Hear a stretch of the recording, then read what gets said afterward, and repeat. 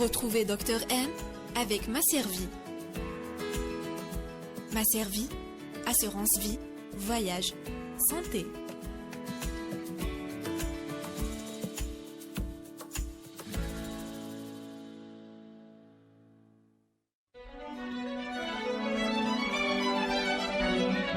Pour bien s'entendre, il faut bien s'écouter. Rendez-vous sur M, la petite radio du Grand Maghreb. Bonjour à tous, ravi de vous retrouver pour un nouveau numéro de l'émission Dr M. Aujourd'hui, nous allons vous parler du prédiabète et comment agir avant qu'il ne soit trop tard.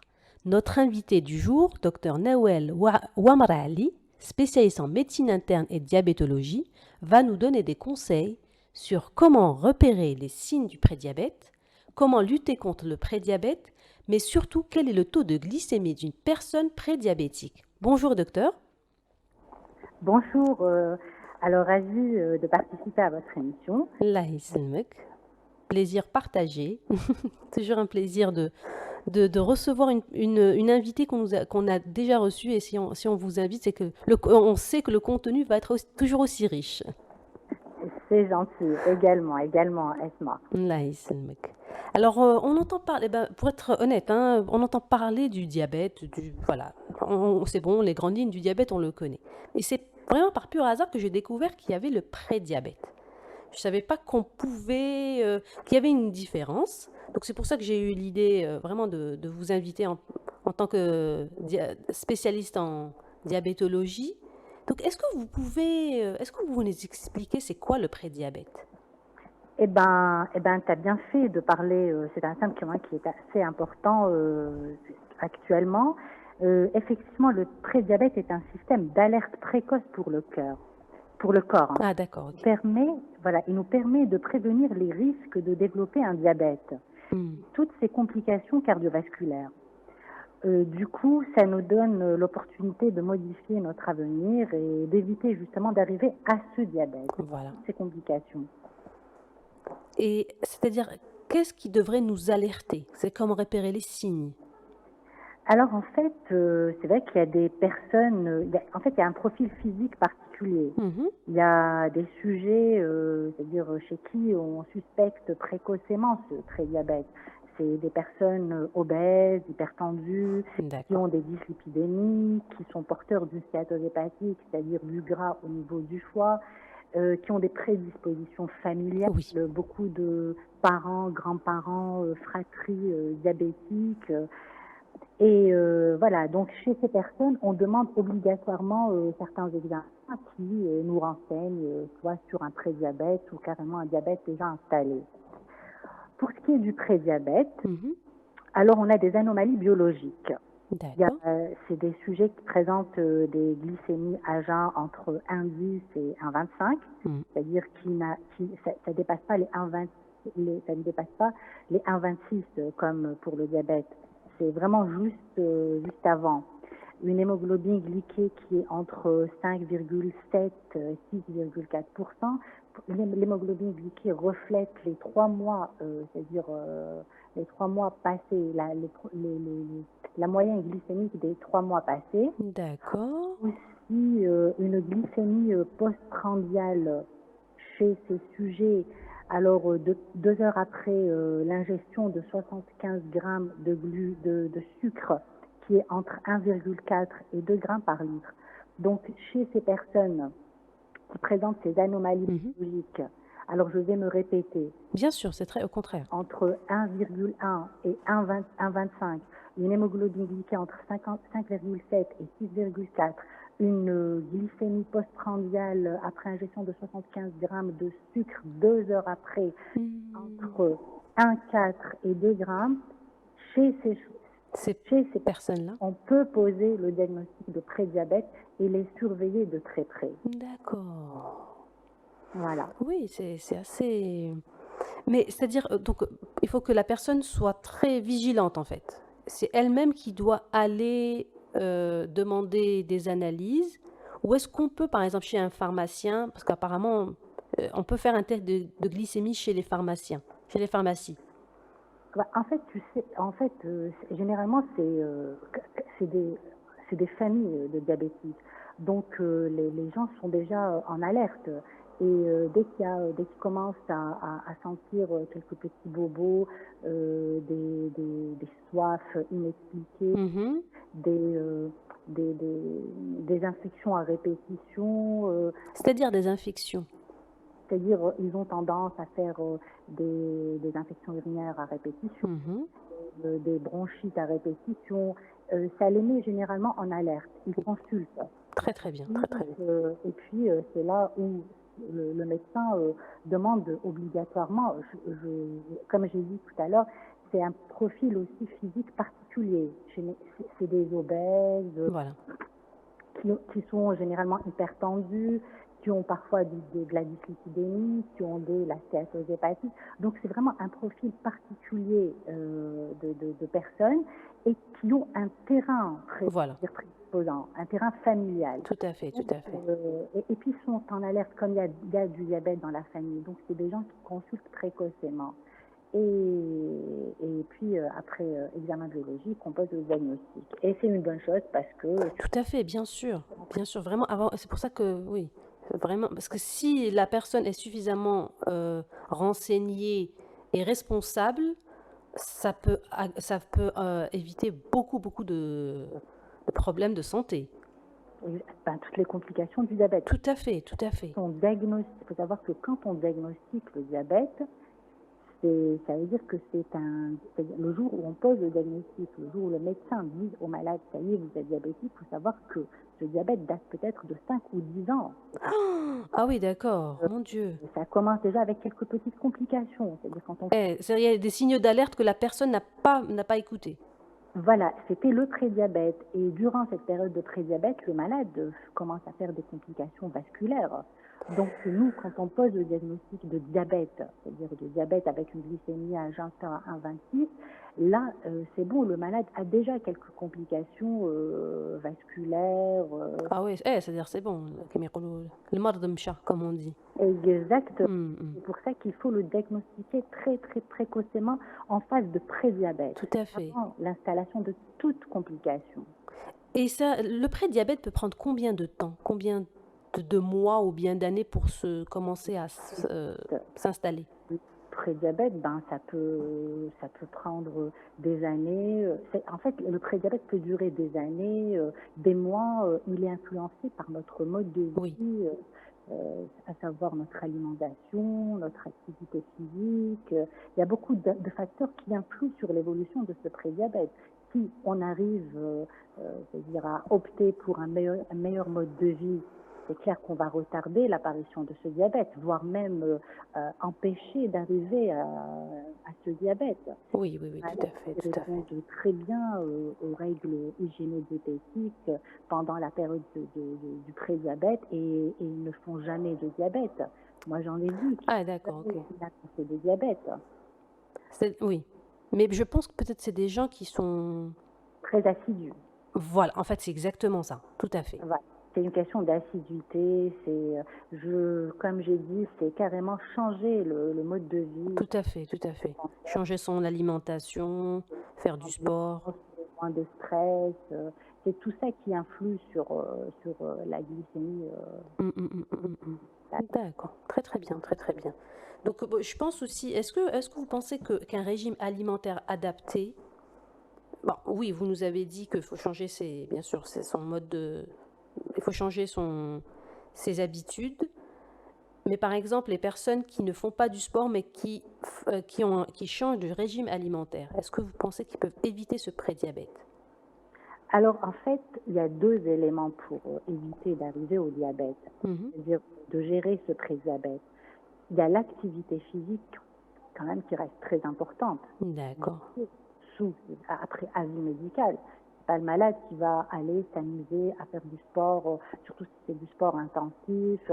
C'est vraiment le médecin qui prescrira une ordonnance pour une activité physique quelconque et qui recommandera de la marche, c'est-à-dire au moins 150 minutes de marche par semaine, à savoir 30 minutes par jour, 5 fois par semaine. Là, déjà, ça nous aide à lutter contre la sédentarité, oui. Voilà, c'est-à-dire c'est vraiment à recommander pour tous les malades. D'accord. Comme j'ai dit, il y a aussi le sport, mais le sport c'est vraiment sous prescription médicale. C'est pas le malade qui va aller s'amuser à faire le sport sans passer par le médecin. C'est vraiment déconseillé. Moi, je recommande à tous les malades de passer chez un médecin, de faire un certificat médical qui certifie leur aptitude à faire une quelconque activité physique. D'accord, voilà. Ok.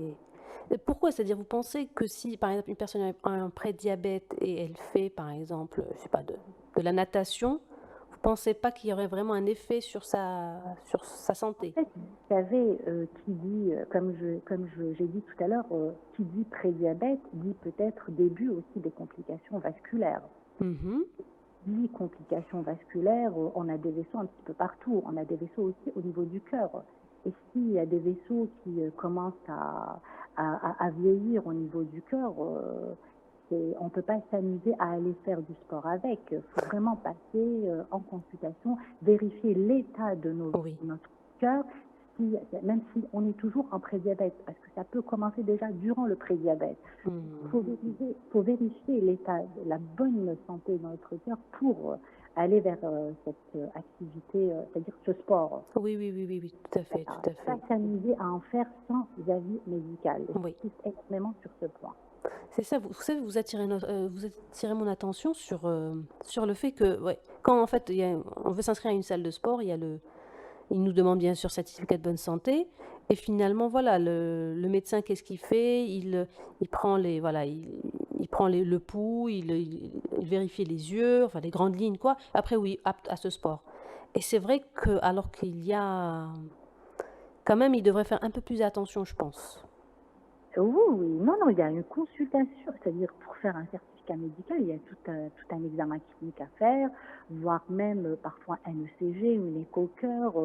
Sincèrement, personnellement en tout cas, c'est-à-dire chaque fois que j'essaie de, voilà, je veux faire une activité sportive, bon, c'est à peine ça va, et voilà, et après il signe. Après, ça dépend du profil du patient. Après, ça dépend du profil. D'accord. Patient en surpoids avec ok, très bien. Un prédiabète, comme c'est le cas, comme c'est notre thème aujourd'hui, on sait que c'est des malades à haut risque cardiovasculaire. Donc, très quand même des examens assez poussés.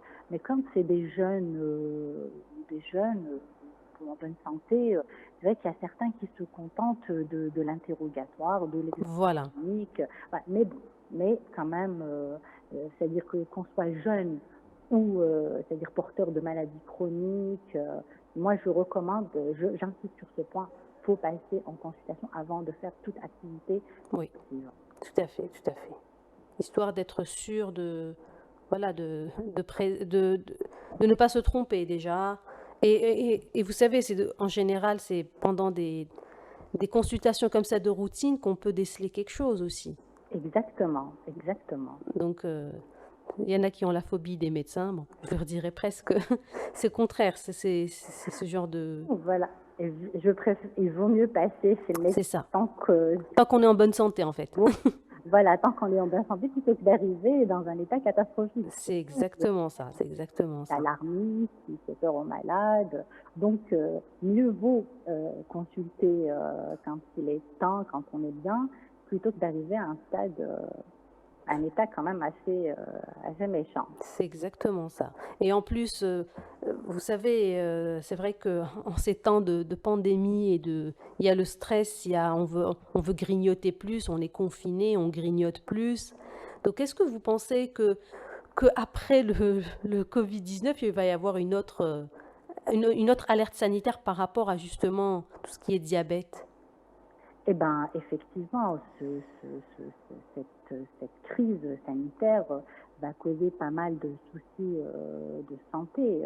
Vu déjà la sédentarité, les gens sont confinés, ne bougent plus comme avant. Donc, il y a aussi le stress, il y a la mauvaise alimentation. Bon, bien que je pense que les gens s'alimentent mieux depuis cette crise sanitaire. Oui, je pense qu'ils ont bien pris conscience, tout à fait, oui. Voilà, évite les aliments c'est-à-dire préparés à l'extérieur, donc préparent leur propre pain, leur propre plat. Exactement, ça a eu ce mérite. Exactement, exactement. Non, non, moi je le vois à travers les réseaux sociaux, les gens qui commencent à manger sain, qui s'intéressent au healthy, Très, très bien.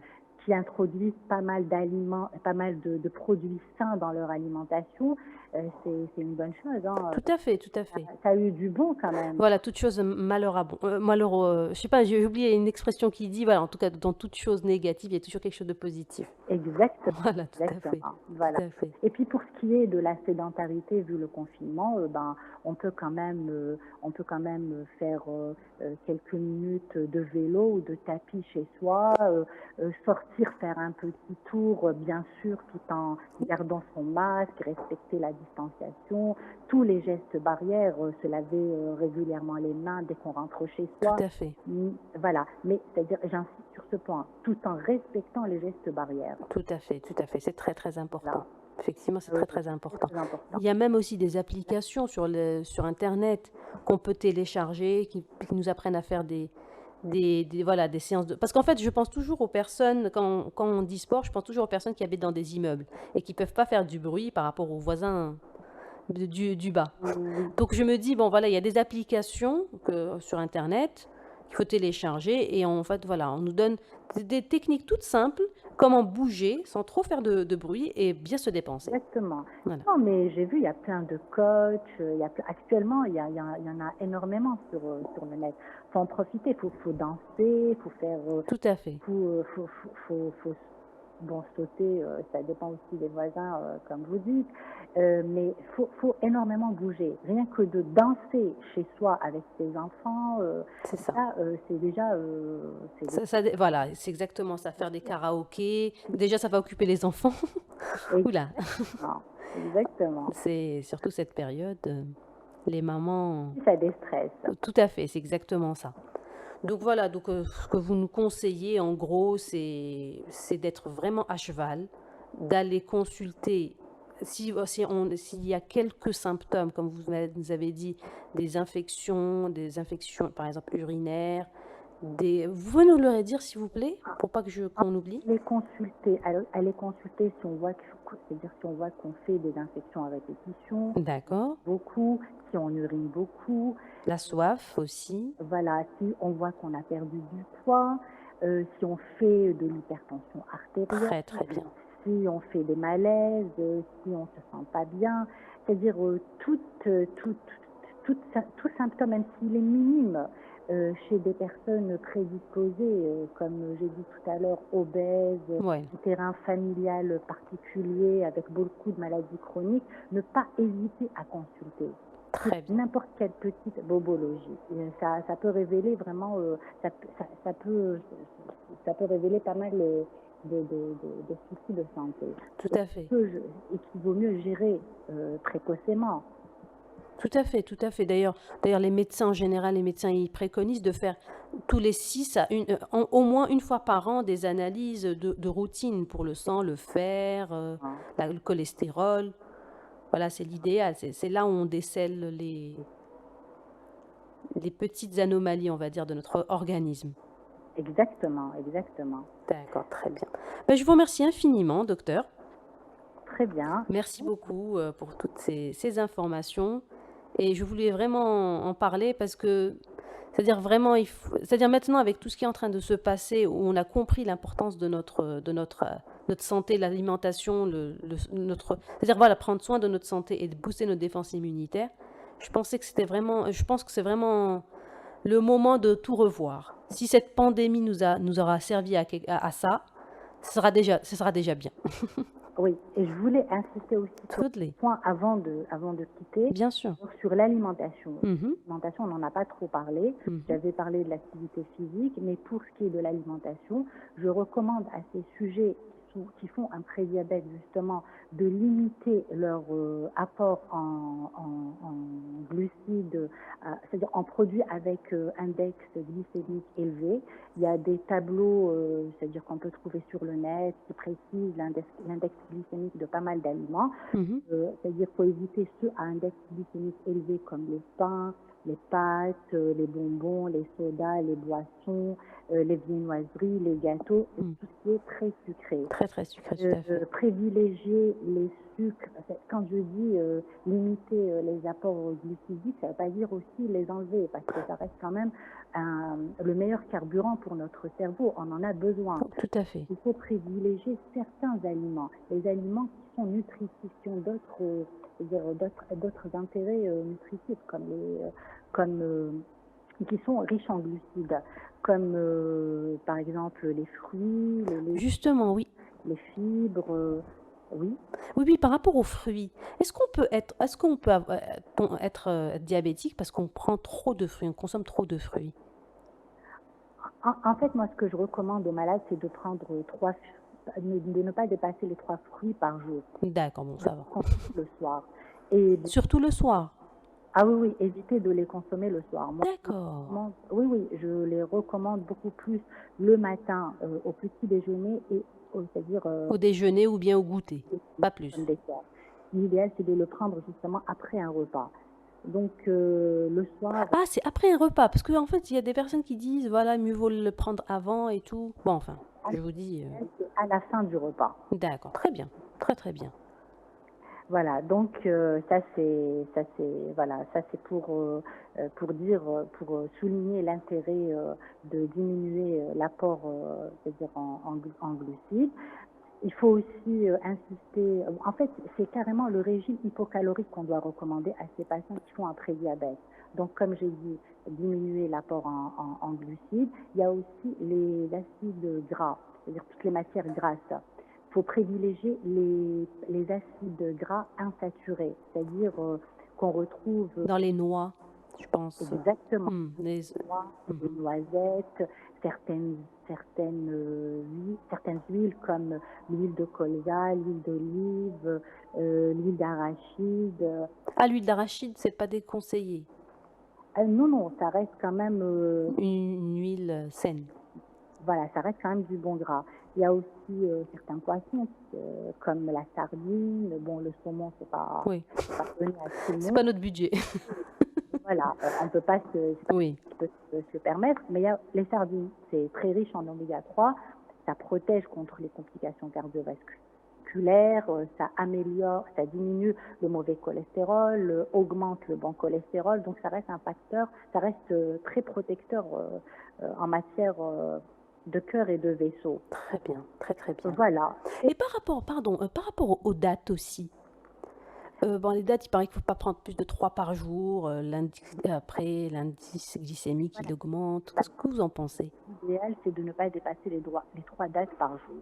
Après aussi, ça dépend de l'équilibre glycémique du patient. Quand le malade est très déséquilibré, c'est clair qu'on va carrément éviter. Enlever tout de l'alimentation. Le temps de retrouver un certain équilibre glycémique. Et aussi, des fois, on essaie de trouver des alternatives au sucre parce que on est un petit peu drogué au sucre. Il faut pas avoir peur des mots. On a été habitué depuis le jeune âge au sucre, donc c'est difficile de se défaire de cette habitude et de ce goût aussi. Donc il y a des personnes aussi qui achètent du sucre de fructose qu'on vend en pharmacie. Qu'est-ce que vous en pensez aussi de ça? Alors moi je suis beaucoup plus pour le sucre de stevia. La stevia. Ah, la stevia. Voilà, je suis beaucoup plus pour la stevia qui est en vente actuellement. C'est du Tout à fait. bio, naturel. Il y a aussi le sucre de date. Oui, exactement. Exactement. Qui est bien sucré. Oula, c'est pour la santé, qui garde tous les bienfaits aussi de la date, le fer, les fibres. Il y a aussi le sucre de noix de coco aussi, le sucre de coco. Il est disponible en Algérie? Il y a certains magasins qui en ont. Ah, ça c'est cool ça. On peut le trouver chez certains vendeurs de produits alimentaires. Très très bien. Voilà. Et j'insiste aussi sur les fibres. Il faut consommer énormément de fibres parce que c'est ces fibres-là qui interagissent au niveau des intestins et qui ralentissent l'absorption du glucose. Voilà, l'absorption de ce sucre, de ce mauvais sucre. Donc, si les personnes prennent beaucoup de fibres entre les fruits, les légumes, les flocons aussi, les flocons d'avoine, l'orge. Exactement. Tout ça permettrait de réduire l'absorption du glucose et aiderait à faire baisser les chiffres glycémiques. Donc les céréales, les fibres, c'est quand même des aliments très importants qu'on devrait introduire, qu'on devrait consommer et introduire dans notre alimentation quotidienne. Pas les céréales industrielles. Hein. Je pense que c'est important de le préciser parce que c'est bourré de sucre. Hein. Donc voilà, je pense. Vous confirmez. Moi, je recommande de mettre des flocons d'avoine, du son dans du yaourt, mettre aussi des fruits secs, des oléagineux les ajouter aux céréales. C'est très riche en fibres. Il faut aussi consommer les fruits, c'est-à-dire les fruits entiers avec la pelure, ne pas les consommer en jus parce que ça perd. Oui, bien sûr. Il n'y a plus de fibres. Enfin. Et après. Oui, il y a moins de fibres. Voilà. Donc, et puis, quand on fait des préparations à la maison, pain ou gâteau ou viennoiserie, il serait préférable c'est-à-dire de les préparer avec de la farine, moitié farine complète et moitié farine blanche. Tout à fait. Voilà. Pour trouver un compromis, en fait. Exactement. Ouais, c'est ça. Très bien. Je vous remercie infiniment pour ce complément d'information. Je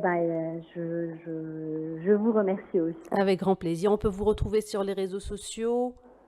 Exactement. J'ai une page Facebook, c'est Cabinet de médecine interne Dr Wamer Ali. Je répondrai à toutes vos questions. Il n'y a aucun problème. Parfait, super. Merci beaucoup, Dr Yatek Saha. À très bientôt, Inch'Allah. À bientôt, Inch'Allah. Merci beaucoup. Bonne journée. Merci également. Merci d'avoir suivi notre émission. Retrouvez-nous sur les réseaux sociaux, Facebook, Instagram, Twitter, sur SoundCloud, sur Google Podcast et Apple Podcast. Et à bientôt. Retrouvez Dr M avec Masservie. Masservie, assurance vie, voyage, santé.